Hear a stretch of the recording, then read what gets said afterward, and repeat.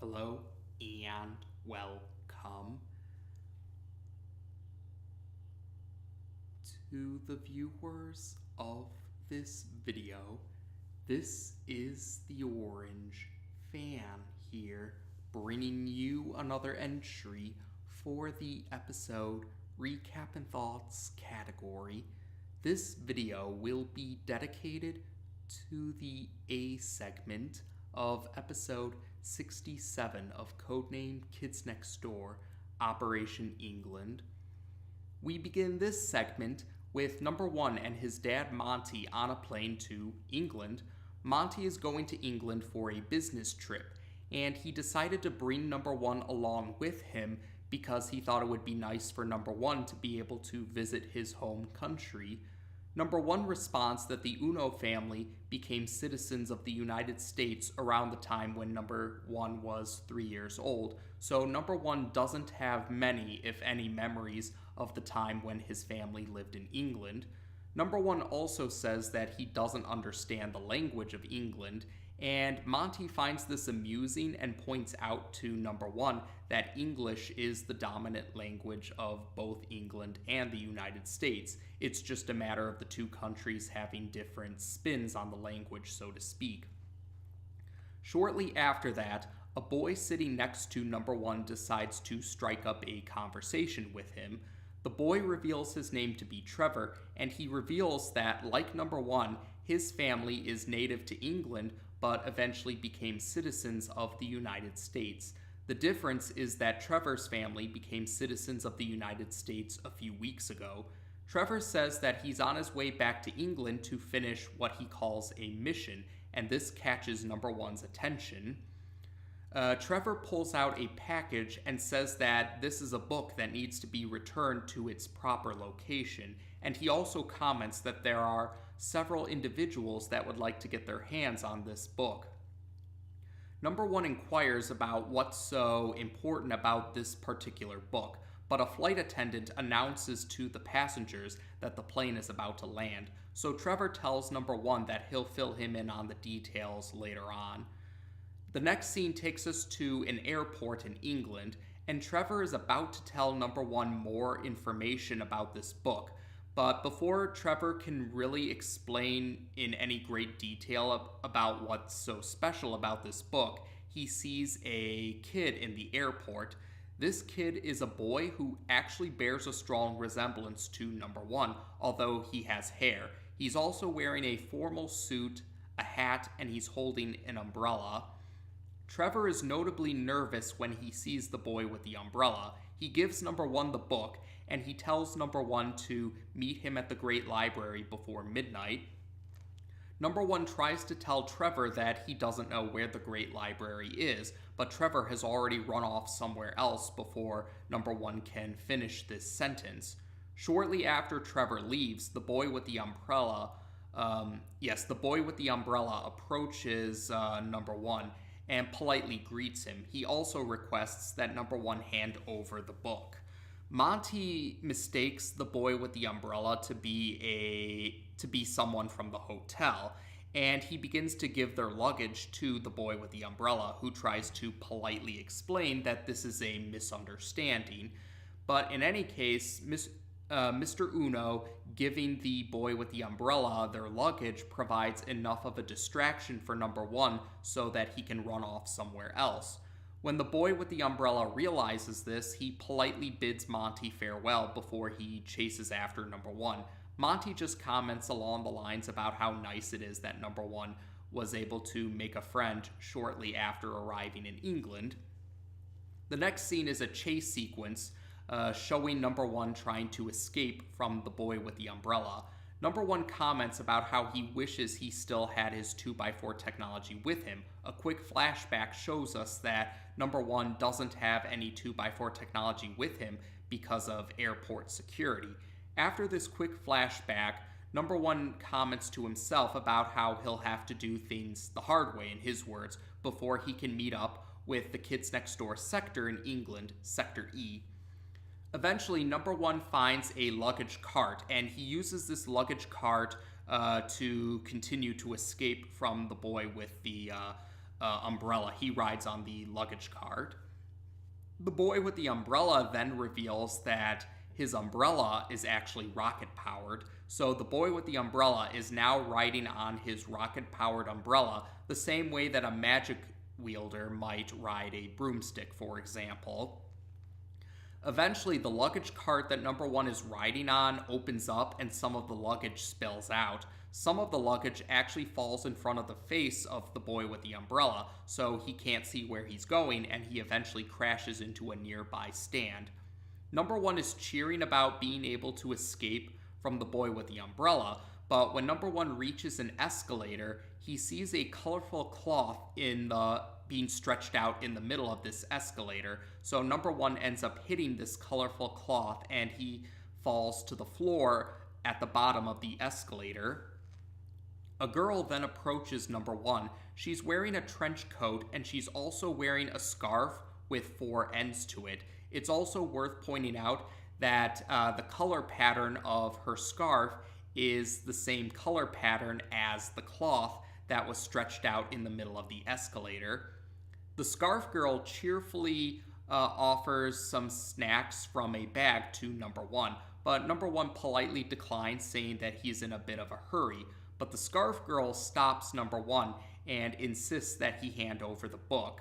This leads to number one and the scarf girl arguing with each other, and it eventually reaches the point where the scarf girl makes an analogy that number one doesn't understand.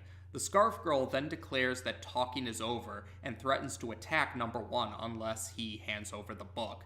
Number one, though, manages to escape from the scarf girl, but the scarf girl begins to chase after number one, and we find out that the scarf girl's scarf acts like Dr. Octopus's metal tentacles. That's how she's chasing after number one. Eventually, number one comes across a boy who's wearing a police officer uniform, and we find out that the boy in the police officer uniform is an ally of the scarf girl and the boy with the umbrella, because he also demands that number one hand over the book. Eventually, the scarf girl catches up to number one, so the scarf girl and the boy with the police officer uniform corner number one. But number one finds a speaker and he makes up a flight to Texas.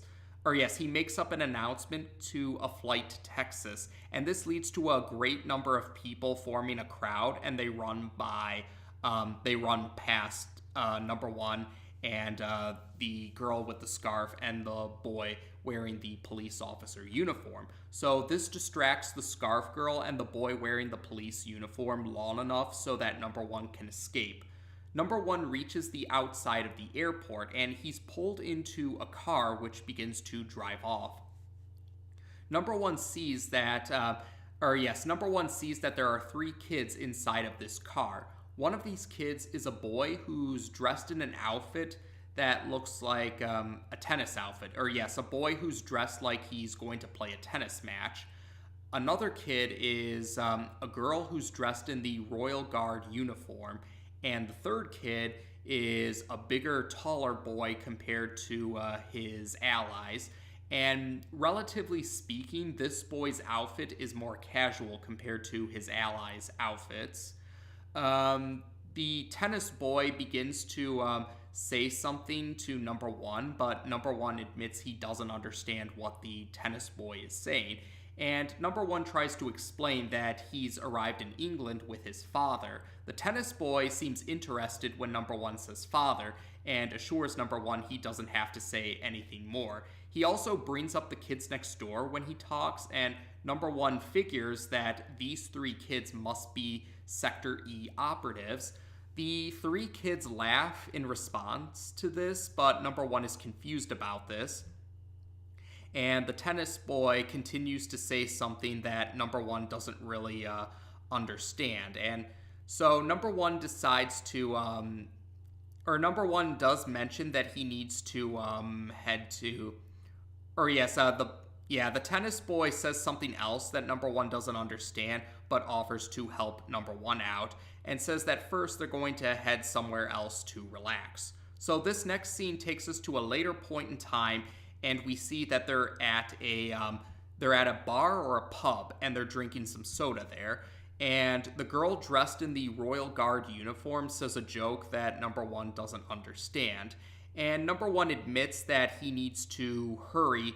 In order to get somewhere. And the tennis boy says something else that Number One doesn't fully understand, but Number One does manage to make out that the tennis boy is talking about, or that the tennis boy has figured that Number One is trying to meet someone.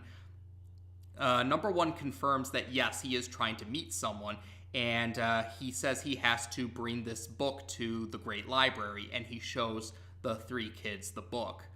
The three kids are amazed when they see the book, and they do offer to, the tennis boy says that he and his allies are more than willing to help Number One reach the Great Library, but before they can do anything else, the boy with the umbrella, the scarf girl, and the boy in the police officer uniform enter the bar or pub. The tennis boy and the girl dressed in the Royal Guard uniform begin to fight against those three kids.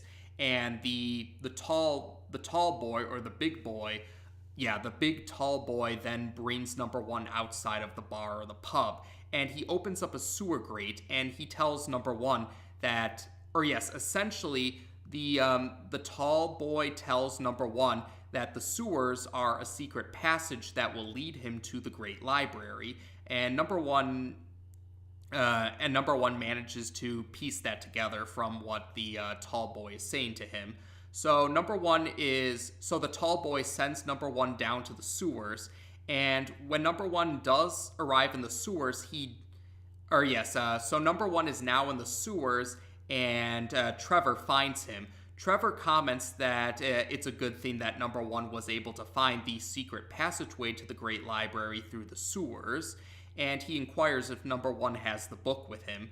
Number One assures Trevor that he does have the book, and he also acknowledges that Trevor wasn't kidding about a great number of people being interested in the book, but Trevor urges Number One to hurry. They need to make it to the Great Library.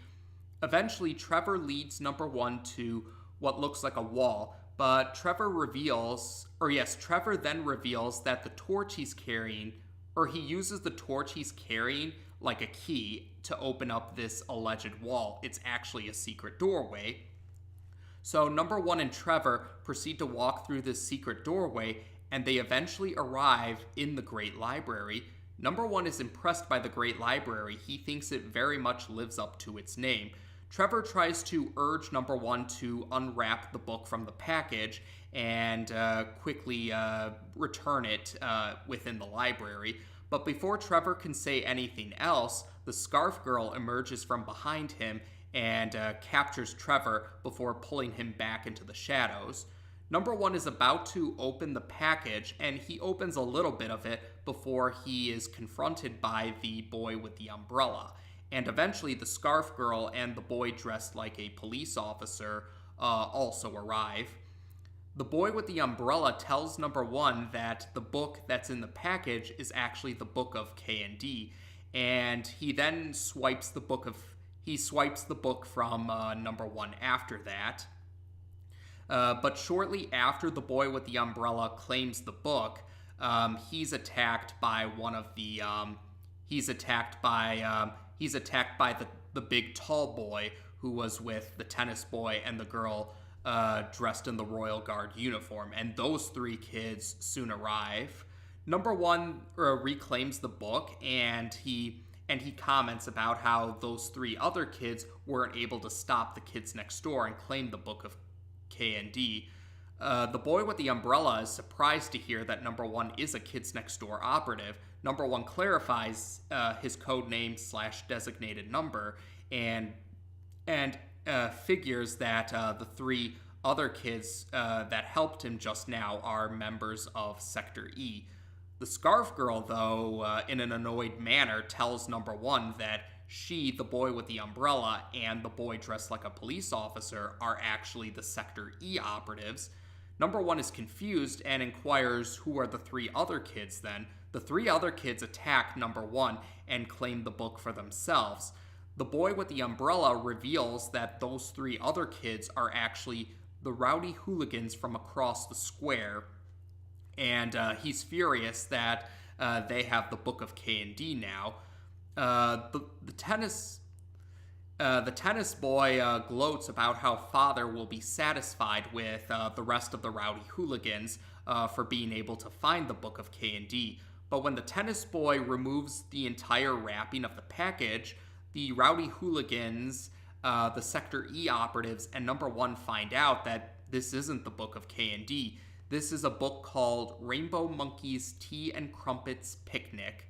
And Trevor manages to appear, and he reclaims the book. And he comments about how he has less than a minute to return the book before it's considered overdue. But despite Trevor's best efforts, midnight comes. So the chute where you return books to closes up. So Trevor isn't able to return the book on time, and he starts to rant about how some money has gone down the drain for him. Number 1 doesn't understand the equivalent money, or the United States equivalent to the currency that that Trevor brought up. So the Scarf Girl clarifies for Number 1 that Trevor was talking about the equivalent of 50 cents in the United States.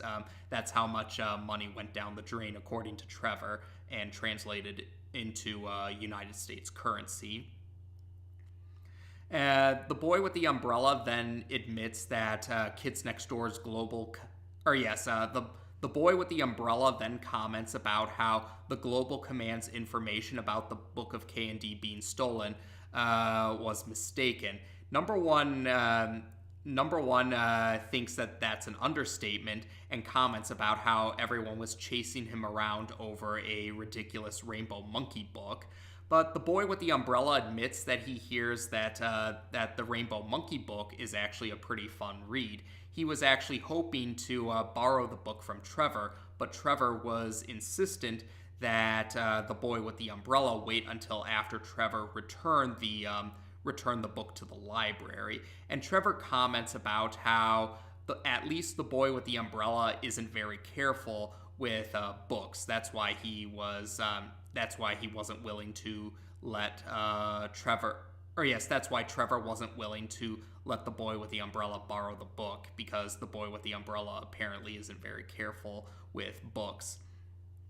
The boy with the umbrella then turns to the rowdy hooligans and offers that they head back to the bar or pub that they were at earlier. Number 1 is baffled by this suggestion, pointing out that the rowdy hooligans are their enemies. But the boy with the umbrella responds that they're not going to fight over a Rainbow Monkey book. So the next scene shows us at the bar and pub from earlier. Yes, we head to the bar or pub from earlier, and we see Number 1, his dad, Trevor, the Sector E operatives, and the rowdy hooligans are all sitting together. And Number 1 tells a joke that everyone else laughs at, but the segment ends with Number 1 admitting that he doesn't know what joke he just made. And yeah, like I said, that's how we end this segment. So there you go. We have our first A-segment entry for Season 6 of Codename Kids Next Door, because the Season 6 premiere was a full episode. So this is our first... So episode 67 is our first Codename Kids Next Door Season 6 entry that's split between an A segment and a B segment. And this segment is actually, in some ways, this segment is sort of similar to the Season 2 segment Operation Trip, in the sense that a Sector V operative is visiting their home country. Because, yes, in Season 2's Operation Trip, Number 3 was returning to Japan for a visit, and we found out that Number 3 is native to Japan, and she was visiting her home country in that segment. In this segment, yes, it was Number 1. Yes, in this segment, Number 1 was the Sector V operative returning to their home country, and in this case, Number 1 is native to England. And yes, we do get to hear at least a little backstory, like small details, like small lines here or there, but it's still insightful all the same, like how Number 1 was about 3 years old when the Uno family became citizens of the United States. So it's very understandable that Number 1 doesn't have many, if any, memories of the time his family lived in England. And we do get to meet another sector. So this also continues the show's tradition of how at least one entry each season features at least a sector that isn't Sector V, or at least some non-Sector V operatives get some attention. In this case, Sector E got the chance to shine a bit in this segment. And we got to meet at least 3 Sector E operatives. I'm not sure if they're all... Yes, I'm not sure if the 3 Sector E operatives we saw are all the operatives in Sector E, or if maybe there were a few others, but those 3 were the only ones trying to reclaim the book. I'm not sure if they're all there is to Sector E, or if there's more operatives, but only those 3 got the focus. I never was able to find that out. But we do get to meet at least 3 Sector E operatives, assuming that there are more Sector E operatives. And we never do get to find out their names, or their code names or designated numbers aren't also mentioned in the segment either. Tom Warburton did mention on one of his blog posts, however, that the Scarf Girl, yes, in one of his blog posts, Tom Warburton did reveal the name of, or the code name of one of the Scarf Girl. Yes, Tom Warburton confirmed on one of his blog posts that the Scarf Girl is number 513. And if what I've read is to be believed, the code names or designated numbers for the other 2 Sector E operatives are number 122 for the boy with the umbrella, and number 437 for the boy with the boy who's dressed like a police officer. So yeah, those are the code names or designated numbers for anyone who's curious. And I do know that at least the Scarf Girl, number 513, is very popular with some fans despite her minor appearance. And I did think it was pretty cool how her scarf acted like Dr. Octopus's metal tentacles from the Spider-Man franchise. And while I'm thinking about it, yes, apparently the Scarf Girl is also meant to be a reference to Doctor Who, at least one of the incarnations of the Doctor, but that reference flew over my head back when I first watched it, and I still didn't quite get the reference. I'm not that familiar with Doctor Who. Like, I never actually seen Doctor Who myself as of the recording of this video. I merely am aware of it. Although I will comment, when I first watched the series, and this segment in particular, I wasn't aware of Doctor Who's existence. So the difference compared to then and now is that I'm aware of Doctor Who's existence now. But I have heard a lot of good things about Doctor Who. I might give it a watch if I ever get a spare chance. But otherwise, yes, besides the Sector E operatives, we also get to meet another group of kids that are affiliated with Father. Yes, we've met the delightful children from down the lane and the interesting twins from beneath the mountain. But here we have the rowdy hooligans from across the square.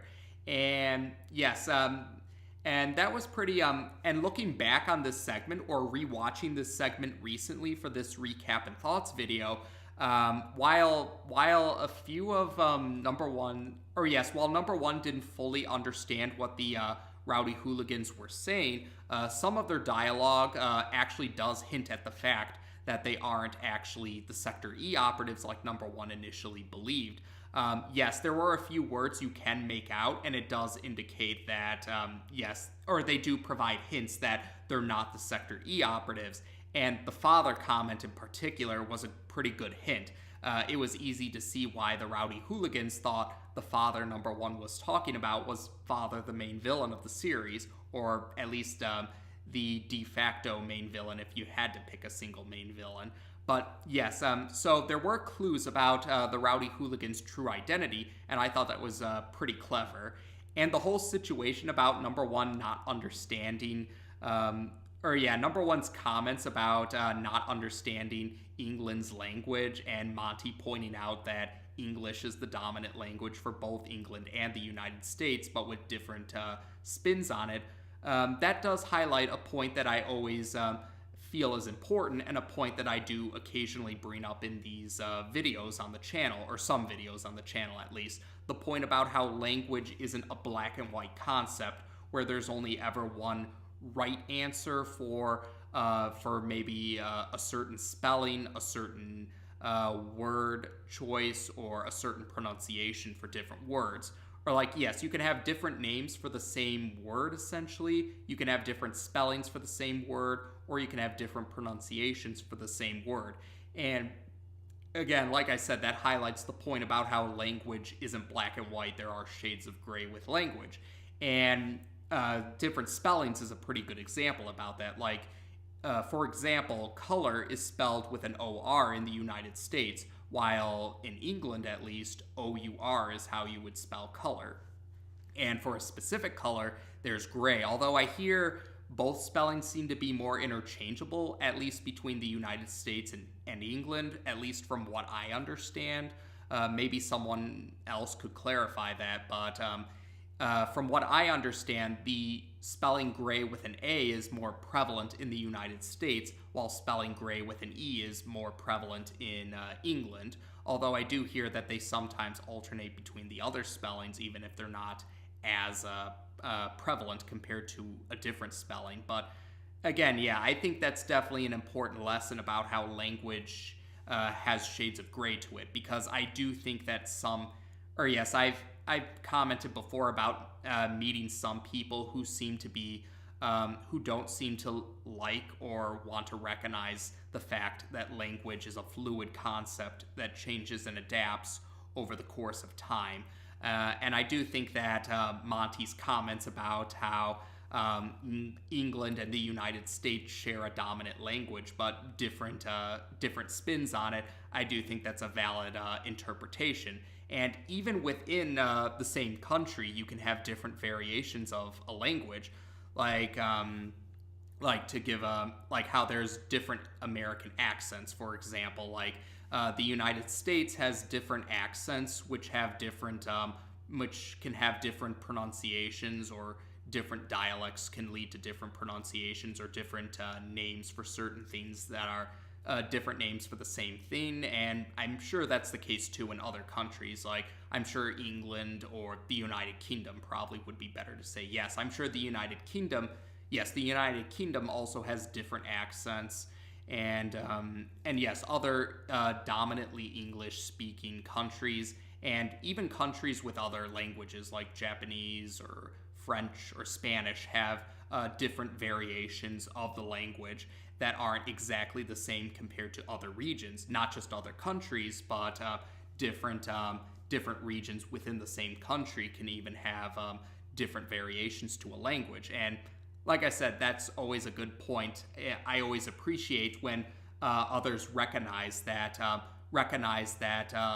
language is a fluid and ever-changing concept, not something that's rigid or stale. It's not black and white. There are shades of gray to language. So I did appreciate that about this particular segment, and it was pretty amusing how Number One didn't understand some of the things that the Sector E operatives or the Rowdy Hooligans said, even though they're all speaking the same language, English. But it does highlight just how adaptable language can be and ever-changing language can be. So yeah, it was funny, and it did have elements of truth that I appreciated. Now, while I'm thinking about it, yes, that's right. When this segment and its sibling segment first aired on TV, it actually aired before the season 5 finale, Operation It. And it actually aired before, if I'm not mistaken, it might have actually aired before Operation Zero too. Yes, I believe this segment aired before Operation Zero. And yes, the mention of the Book of KND has led to some confusion about where exactly Operation Zero fits in, because usually, yes, from what I understand, it's usually agreed that Operation Zero takes place after Season 5 but before Season 6. But this is a Season 6 entry, so it should take place after Operation Zero, but the Book of KND mentioned at the end does confuse people. Now, I'm going to try and I'm going to try and give my interpretation of some of the details, or try to bring up some details and try to figure out why this segment might take place after Operation Zero, if you go with the idea of Operation Zero taking place before Season 6. So I'm going to try and figure out, or I'm going to try and offer some interpretations or bring up certain details. Now, the main detail I guess we should bring up is the fact that the Sector E operatives were told by Global Command that the Book of KND was missing or stolen. Now, this does seem to line up with how Operation Zero ended. Yes, at the beginning of Operation Zero, at least in the present day of the series, the Book of KND, like Number Zero, were just considered mere myths by a fair number of operatives. Number 362, the supreme leader of the Kids Next Door organization, was one of the operatives that dismissed Number Zero and the Book of KND to be mere myths, and didn't actually believe their existence until after Number Zero and the Book of KND's existence were brought up over the course of the TV movie. And so it would make sense that Global Command wouldn't be aware of the Book of KND until after the events of Operation Zero. And Number One was made the keeper of the Book of KND by Number Zero at the end of the TV movie. And yes, with regards to Number One's surprise, that's one of the things that confuses people, because some people were confused about why would Number One be surprised about the Book of KND when he already has the Book of KND. Now, I guess if you want, you could handwave Number One's surprise along the lines of, really, Trevor managed to get a hold of the Book of KND? Because I imagine Number One probably would have hidden the Book of KND somewhere.